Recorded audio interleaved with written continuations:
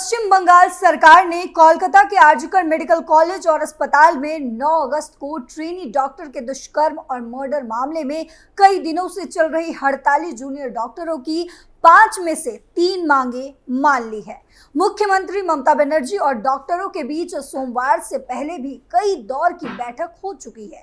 ममता ने रात करीब 11:50 पर प्रेस कॉन्फ्रेंस में बताया कि वे Kolkata police commissioner, health service के डायरेक्टर और मेडिकल एजुकेशन के डायरेक्टर और उत्तरी कोलकाता के डिप्टी कमिश्नर को हटाने के लिए तैयार है।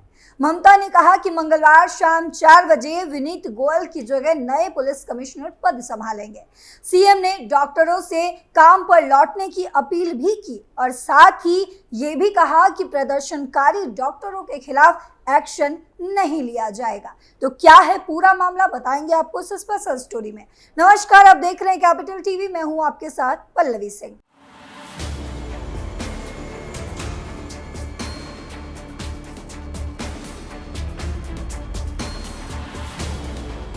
कोलकाता कांड को लेकर विरोध प्रदर्शन कर रहे जूनियर डॉक्टरों से बातचीत के बाद ममता बनर्जी ने चिकित्सा शिक्षा निदेशक और स्वास्थ्य सेवा निदेशक को हटा दिया है। मुख्यमंत्री ने कहा कि बैठक सकारात्मक रही और सरकार ने डॉक्टरों द्वारा रखी गई 5 मांगों में से 3 मांगों को स्वीकार कर लिया है। वहीं सरकार के फैसले के बाद डॉक्टरों ने ऐलान कर दिया है कि वे अपनी हड़ताल जारी रखेंगे क्योंकि उनकी पूरी मांगे नहीं मानी गई हैं। ममता सरकार ने हड़ताल पर बैठे जूनियर डॉक्टरों से बातचीत के बाद उनकी मांगों को मानते हुए चिकित्सा शिक्षा निदेशक और स्वास्थ्य सेवा निदेशक को हटा दिया है। ममता ने डॉक्टरों को भरोसा देते हुए कहा कि सीपी को मंगलवार शाम 4 बजे तक हटा दिया जाएगा और विनीत गोयल की जगह पर नए सीपी अपना कार्यभार संभाल लेंगे। साथ ही मंगलवार को सुप्रीम कोर्ट की सुनवाई के बाद कई बड़े बदलाव होंगे।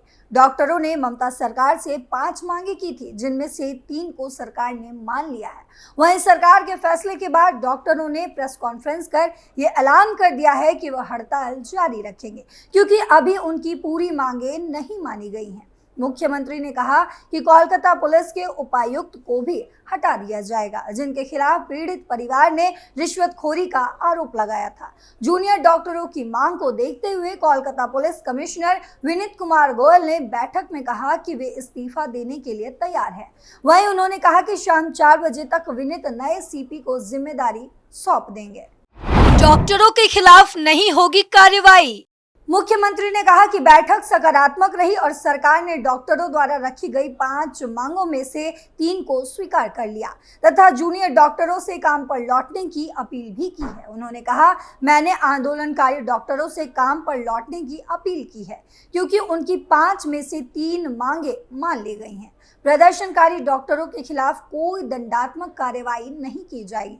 वहीं ममता सरकार ने स्वास्थ्य क्षेत्र के बुनियादी ढांचे से संबंधित सभी मामलों की सुनवाई के लिए मुख्य सचिव के नेतृत्व में एक समिति का गठन किया गया और कहा कि हमने डिप्टी कमिश्नर को भी हटाने का फैसला किया है। बैठक के मिनट्स पर सीएम 42 जूनियर डॉक्टरों ने हस्ताक्षर किए और हमारी ओर से सीएस ने हस्ताक्षर किए। मैं उन्हें बैठक में आने के लिए बधाई देना चाहता हूं।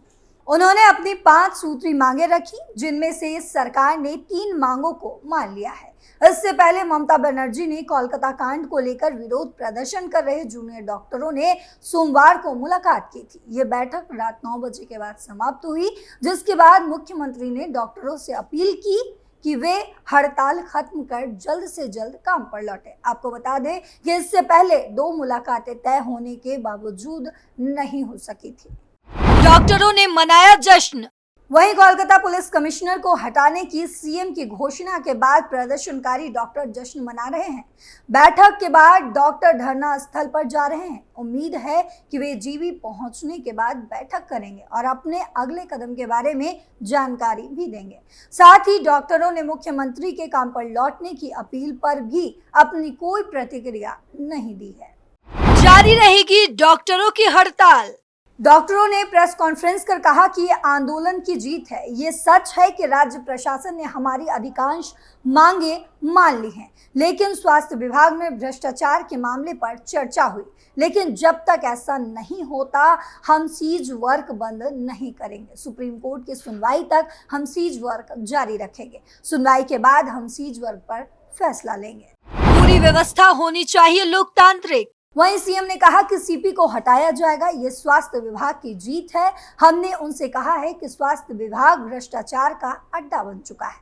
हमने सवाल किया है कि आरजीकर में निर्माण क्यों हुआ। हमने पूछा है कि हेल्थ सीक्रेट्स को क्यों नहीं हटाया जा रहा।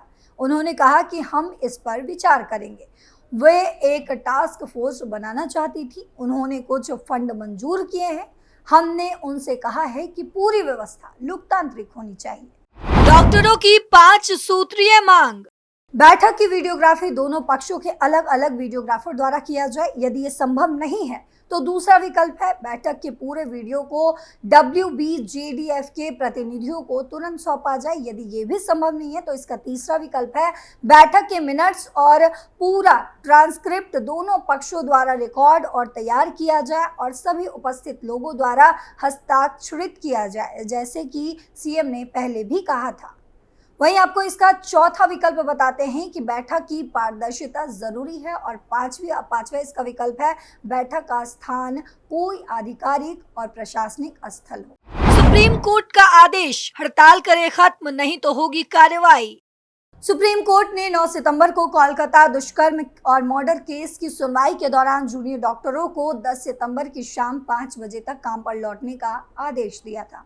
कोर्ट ने आदेश नाम मानने पर सख्त कार्रवाई की चेतावनी भी दी थी। इस मामले में आज फिर से सुनवाई हो सकती है। वहीं सीबीआई आज दूसरे स्टेट्स रिपोर्ट सुप्रीम कोर्ट में दाखिल करेगी। पिछली सुनवाई में जांच एजेंसी ने पहली रिपोर्ट पेश की थी। रिपोर्ट में सामने आया था कि केस से जुड़े कुछ दस्तावेज गायब हैं। इस पर कोर्ट ने कहा था कि मामला गड़बड़ लगता है। कोर्ट ने राज्य सरकार को मिसिंग डॉक्यूमेंट कोर्ट में पेश करने का आदेश भी दिया था।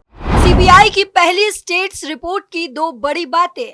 वहीं राज्य सरकार ने जांच एजेंसी को घटना वाले दिन का सिर्फ 27 मिनट का सीसीटीवी वीडियो जो है वो शेयर किया। राज्य सरकार ने कहा था वीडियो के कुछ हिस्से दिए गए हैं और कुछ तकनीकी गड़बड़ी की वजह से नहीं आई है। ट्रेनी डॉक्टर की बॉडी जब मिली थी तो वो अर्धनग्न अवस्था में थी। सरकार ने बंगाल में CFSL में जांच कराई, जबकि सीबीआई ने सैंपल को एम्स और बाहर की फॉरेंसिक लैब में भेजने का फैसला किया है। सीबीआई जांच में अब तक क्या क्या हुआ?